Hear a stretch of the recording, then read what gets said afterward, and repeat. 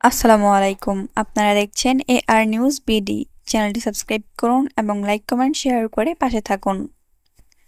ছাত্র জনতার গণ অভ্যুত্থানের মুখে গত ৫ আগস্ট দেশ ছাড়তে বাধ্য হয়েছেন আওয়ামী লীগ সভানেত্রী ও সাবেক প্রধানমন্ত্রী শেখ হাসিনা। বর্তমানে ভারত রয়েছেন তিনি। শেখ হাসিনা দেশ ত্যাগের পর থেকে আওয়ামী লীগ নিষ্ক্রিয়।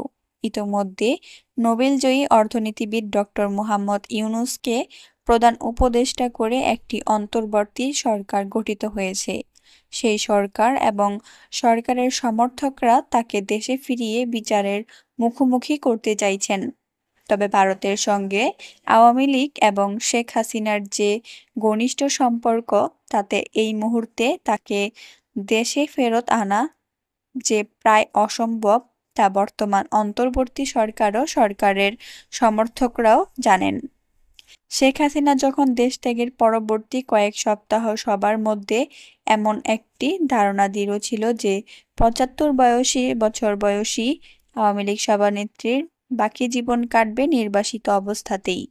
কোটা সংস্কার আন্দোলন এবং তার পরবর্তী ফলাফল দেশ বিদেশে শেখ হাসিনার এমন নেতিবাচক ভাবমূর্তি তৈরি করেছে যে দেশের রাজনীতিতে তার ফেরা আর সম্ভব হবে না।